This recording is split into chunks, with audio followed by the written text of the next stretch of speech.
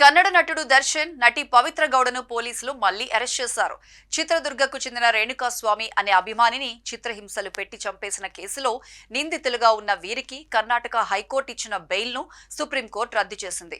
అనారోగ్య కారణాలతో వెంటనే శస్త్రచికిత్స చేయించుకోవాలని చెప్పి బెయిల్ పొందిన దర్శన్ బయటకు వెళ్లాక విరుద్ధంగా ప్రవర్తించడంపై సుప్రీంకోర్టు ఆగ్రహం వ్యక్తం చేస్తూ బెయిల్ను రద్దు చేసి వెంటనే అదుపులోకి తీసుకుని విచారణ ముమ్మరం చేయాలని ఆదేశించింది.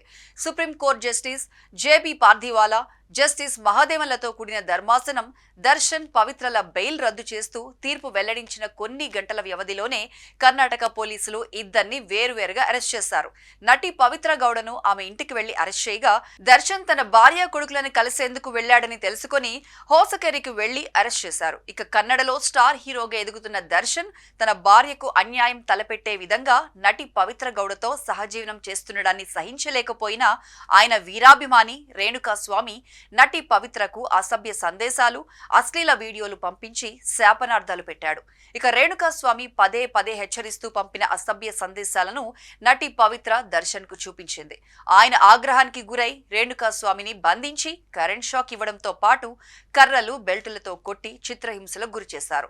తీవ్ర గాయాలకు గురైన రేణుకాస్వామి కోలుకోలేక చనిపోయినట్లు పోస్ట్ మార్టం నివేదిక వెల్లడించింది. అభిమాని రేణుకాస్వామిని దర్శన్, పవిత్ర గౌడ దగ్గరుండి తమ అనుచరులతో కొట్టి వేధించినట్లు సాక్ష్యాధారాలు లభించడంతో మొత్తం 15 మందిని అరెస్ట్ చేశారు. అయితే ఈ కేసులో నటుడు దర్శన్, పవిత్రతో సహా మొత్తం 7 నిందితులకు కర్ణాటక హైకోర్టు గత డిసెంబర్లో బెయిల్ మంజూరు చేసింది. బెయిల్ పిటిషన్పై విచారించిన సుప్రీంకోర్టు ధర్మాసనం విచారణ జరిపి రద్దు చేసింది. వెన్ను నొప్పికి శస్త్రచికిత్స చేయించుకోవాలంటూ బెయిల్ పొందిన దర్శన్ సినిమా షూటింగ్ లో పాల్గొంటూ విదేశాలకు వెళ్లి వచ్చారు.